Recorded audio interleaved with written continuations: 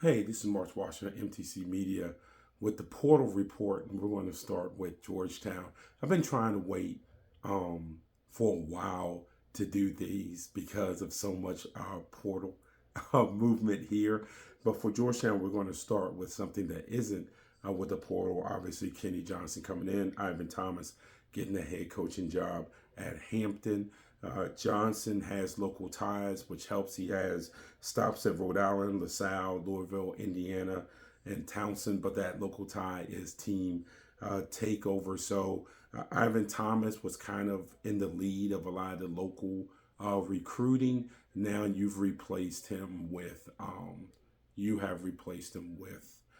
Kenny Johnson, who might have a little better hold on some of the stuff that is happening locally. So let's look at the transfer portal. First, we're going to go with outgoing, which is Dontrez Styles, who is heading to NC State, Rowan Brumball, Wayne Bristol, who is heading to Hampton, Supreme Cook, and Jonathan Kaiser. Out of the five, Cook is the one that stands out right now simply because we'll have to see if there is a replacement for him out the portal. I'm sure Ed Cooley is looking for another big coming out of the portal. It's probably going to be needed with Supreme Cook's departure. And let's be honest, Cook was an undersized five or center, whatever term you want to use.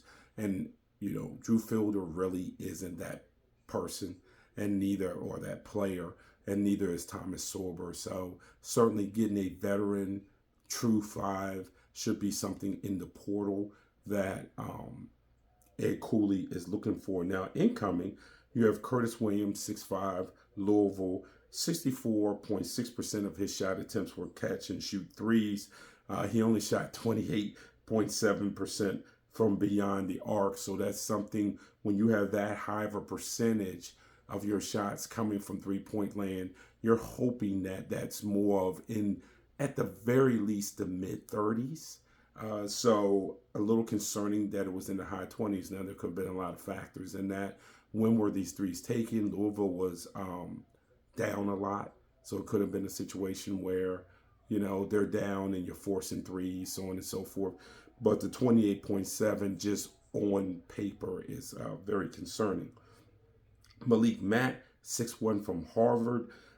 His offense comes off the bounce. Only 13.2% of his two-point jumpers were assisted. Only 44.4% of his threes were assisted, which telling you he is pounding the rock to get his own shot off there. And not a lot of catch and shoots. He's moving. If you watch him at Harvard against the Ivy League, he did do a good job of being able to snake inside, pump fake, go. You notice when he drives to his right. He's a lefty, but he drives to his right to get that jump shot off back to his left hand. Certainly it can be offensively explosive. Will be interesting as we currently speak with Jaden Epps. Jaden Epps is still on the roster. Not that I anticipate him going anywhere, but you got to conditionalize things these days. It will be interesting to see how they play Epps and Mack together. And last but not least, Micah Peavy, 6'7" from TCU. 47.4% of his shots came at the rim. If you watch him play at TCU, he liked getting to the rim. He ran out on fast breaks, good finisher in transition. You'll notice that a lot of his threes, or at least a lot of his successful threes, were either the three ball in the corner or kind of in between the wing in the corner. That's where he liked to shoot it. He was more of a catch and shoot guy, but again, he only made 27% from the three-point line. He made 31% of his threes were corners or in between that corner and wing, like I was talking about earlier. So that is our portal report for Georgetown. Again, we're going to do a lot of these, or we'll do several of these with different teams and in the area. But it's a work in progress because we all know how the transfer portal works. So you'll be seeing plenty of me. It's Marks Washington from MTC Media.